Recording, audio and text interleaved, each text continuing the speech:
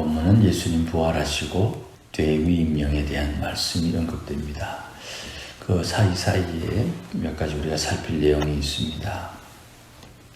16절에서 20절 먼저 좀 보십시다. 예수님께서 대위임령에 말씀하신 내용은 18절에 그 근거가 하늘과 땅의 모든 권세를 예수님께서 받으셨고 이제 예수님께서 아버지의 주신 권세를 따라 제자들에게 말씀을 합니다. 제자를 삼는 일, 이 제자를 삼는 일은 반드시 교회를 개척하는 것으로 열매를 맺습니다. 지금 우리 시대에 특별한 환경이 두 가지가 있는데 하나는 공산주의 환경과 무슬림 배경입니다. 최근 한 20년 사이에 힌두교의 근본주의 성향이 두드러져서 인도에 파송되었던 많은 선교사님들이 추방되는 그런 일들이 있었습니다만은 이 두 개의 큰 종교적인 배경과 사상적인 배경에서는 제자 삼는 일이 교회를 형성하되 우리처럼 이렇게 건물 교회를 지칭하는 것은 조금 어려운 형편에 있습니다. 예수님께서 부활하신 뒤에 주신 가장 중요한 사명은 제자를 삼는 사명입니다. 복음을 전하는 것이고 세례를 주는 것이고 또 교회를 이루는 것입니다. 이 일이 부활을 경험하고 부활을 믿는 하나님의 교회에게 주신 사명이고 그 부활하신 주님께서 함께하는 방법이 성령이 동행하는 것으로 이렇게 정리가 되고 또 16절 말씀 한번 보십시다. 예수님께서 갈릴리로 가서 만난다 그렇게 말씀을 하고 또 예수님께서 지시한 산에 이르렀다 이렇게 말씀을 하는데 요거는 두 개의 사건이 겹쳐져 있는 겁니다. 예수님께서 승천하신 산은 사도행전에 보면 감람산으로 되어 있고 또 예수님께서 갈릴리로 가신 이유는 요한복음에 베드로가 고기 잡는 장면 거기에서 베드로에게 내 양을 먹이라 내 양을 치라 하셨던 그 장면 때문입니다. 그 두 가지를 제외하고는 예수님께서 부활하신 안식 후 첫날 저녁에 제자들과 만나고 거기에 도마가 없어서 예수님께서 한 번 더 그 다음날 방문하는 내용이 요한복음에 기록되어 있고 누가복음에는 예수님께서 마리아를 만나는 장면이 나옵니다. 그 마리아가 예수님을 만나는 장면이 오늘 본문에 9절에 등장을 합니다. 이런 내용들이 세세하게 조금씩 차이가 있다는 것 우리가 미리 좀 말씀을 드립니다. 11절에서 15절 말씀에 대제사장들에게 이 사실을 알렸는데 이들이 이 부활의 현장에 있던 경비병들의 이야기를 돈으로 매수하는 장면이 나옵니다. 그러니까 대제사장들의 권세와 권력이 돈에서 나온다는 것을 이 사건을 통해서 알려줍니다. 그러면 하나님의 교회에 권세와 능력은 어디서 나오는가? 적어도 돈에서 나오는 것은 아니다는 것입니다. 그 권세가 하나님께서 예수님에게 주신 사명을 이루시고 앞에 본문의 말씀을 좀 언급하면 겟세마네 동산에서 기도하실 때 예수님이 마셔야 되는 잔을 마신 뒤에 그 잔을 마신 순종한 예수님의 죽음과 부활 이후에 죽음과 부활, 이 십자가에서 하나님 나라의 권세와 능력이 나온다는 것을 우리가 확인할 수 있는 겁니다. 세상의 모든 사람들은 다 돈이라는 것에 집중을 합니다. 그 돈이 세상 일을 하게끔 하는 융통할 수 있는 근거가 되기 때문이죠. 그래서 돈을 주며 군인들의 입을 막습니다. 13절에 잠잘 때에 도둑질하여 갔다. 그 내용은 거짓이죠. 군인들도 돈을 받은 대로 돈값으로 가르친 대로 그들이 주위 사람들에게 언급을 하는 것입니다. 돈에 의해서 양심이 화인 맞을 수가 있는 것입니다. 신앙이 자라지 못하거나 혹은 신앙이 퇴보하는 거기에 무언가 원인이 있을 텐데 그냥 두루뭉술하게 돈을 추적해보면 그 원인이 의외로 쉽게 드러날 수가 있는 것입니다. 이제 앞부분 우리가 살펴야 될 부분 좀 살핍시다. 2절 말씀에 지진이 일어난 이유가 돌을 굴러내고 그렇게 말합니다. 자, 천사가 하늘로부터 내려와서 예수님 장사된 그 무덤의 돌을 굴러내는 이유가 무엇입니까? 예수님의 부활을 알리는 확실한 방법은 예수님의 시신을 두신 곳에 예수님의 시신이 없다는 것으로 예수님 부활하신 것을 증명하는 것입니다. 그러니까 천사들이 돌을 굴려 지진이 난 이유는 예수님의 무덤을 찾아오는 이 두 여인을 위해서 천사들이 돌문을 굴리는 것입니다. 우리는 보통 이 돌문을 굴리는 이유가 예수님 돌문 열고 나왔다고 생각을 하는데 요한복음에 보면 문이 잠겨 있는데 두려워하는 제자들이 있는 그 방으로 문이 잠겨 있는데 예수님께서 벽을 통과해서 들어오죠. 그러니까 무덤에 굴이 닫혀 있어도 예수님 부활하는 것, 이동하는 데는 전혀 문제가 없는 겁니다. 돌을 굴린 이유는 두 여인 마리아들을 위해서예요.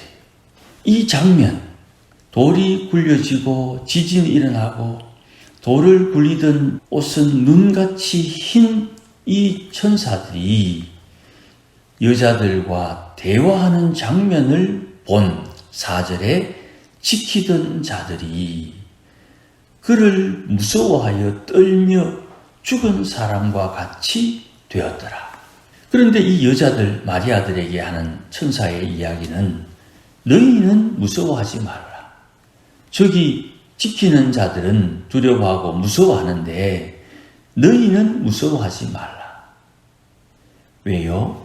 너희가 예수님 장사하신 곳에 예수님 시신이 없는 것을 보도록 증거하도록 너희를 위하여 천사가 이 돌문을 열어 너희의 믿음을 확정한다.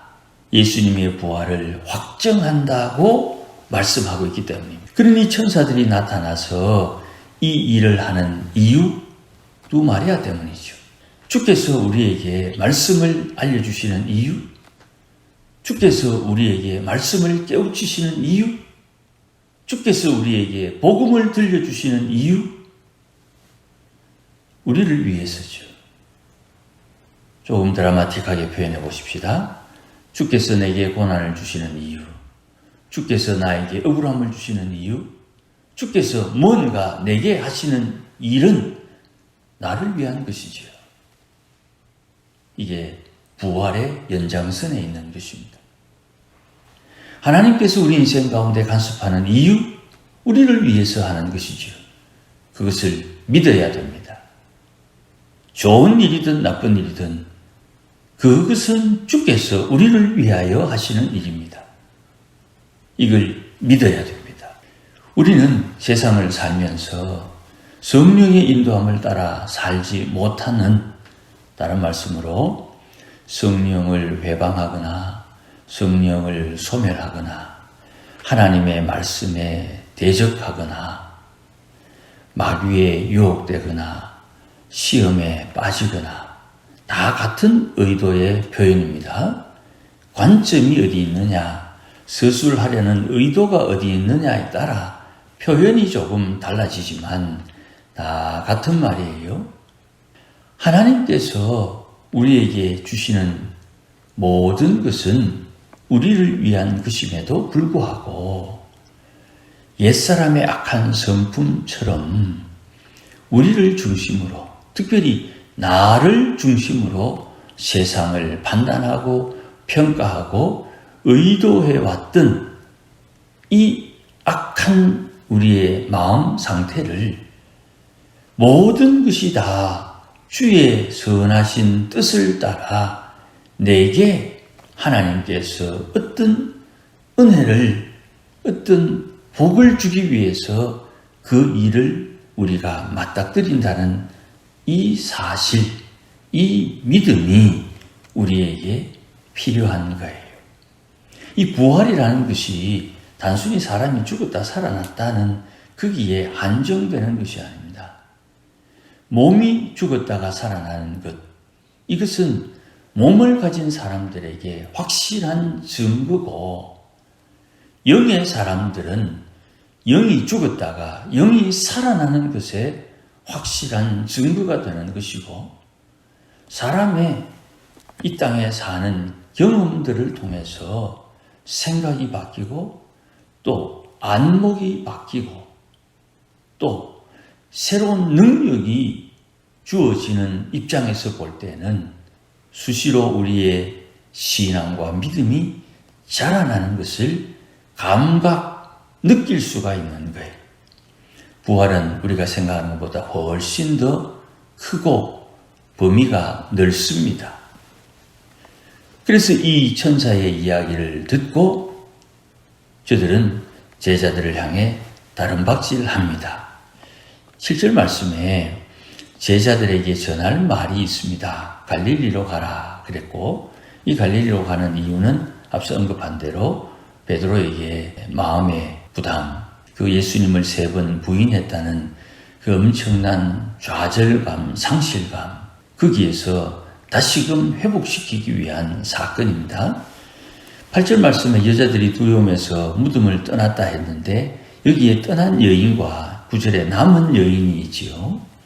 막달라 마리아가 예수님의 시신없음을 보고 울다가 예수님을 만나는 장면, 그 장면을 연상하면 좋을 것 같습니다. 어쨌든 이들에게 부활은 낯선 일임에도 불구하고 계속 주님도 천사도 반복하는 말이 두려워하지 마라, 무서워하지 마라, 기뻐하라, 행복하라는 말씀을 우리에게 주십니다.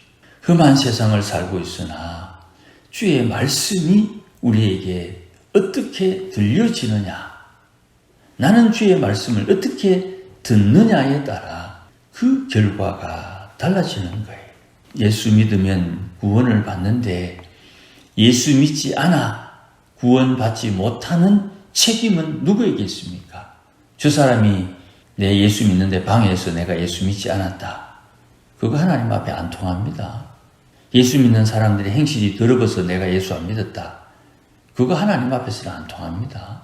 주님께서는 부활의 사건을 우리에게 분명히 알려주고 예수를 믿어 구원함을 받고 구원함을 받았으니 이 땅에 주님이 다시 우리를 하늘로 부르기 전까지 주어진 사명 넉넉히 감당해야 됩니다.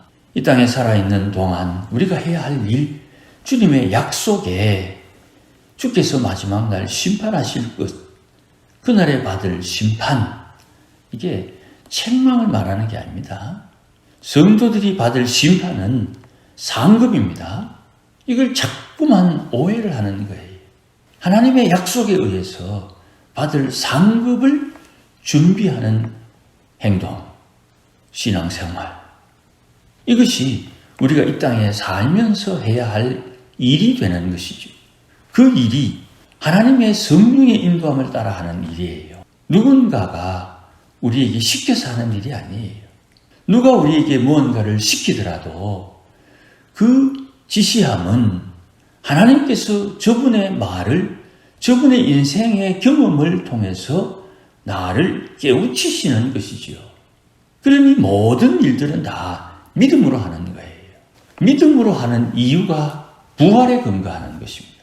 아무쪼록 오늘 주의 부활을 기념하는 이 귀한 날에 이 부활로 시작된 우리의 믿음이 어찌 되는가, 그것을 더 깊이 살피고 부활 신앙으로 사는 지혜로운 주의 백성들이 되어야 됩니다.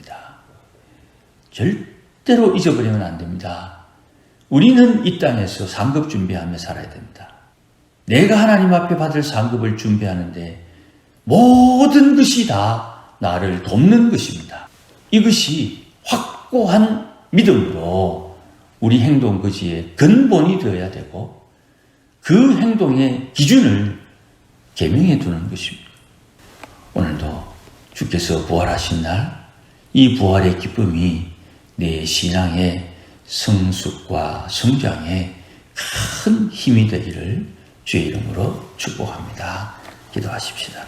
하나님 아버지 고맙습니다. 예수님께서 부활하시고 이 기쁜 소식을 우리에게 알려주십니다. 천사가 내려와 돌문을 연 이유가 무엇인가? 예수님을 찾아온 이 여인들이 거기에 예수님 계시지 않은 부활하신 장면을, 장소를, 그 상황을 이해하고 깨닫고 눈으로 확인하기 위해서 주께서 천사들을 보내신 것 다시 한번 감사하며 우리 인생의 부활의 일들이 날마다 일어나게 하소서.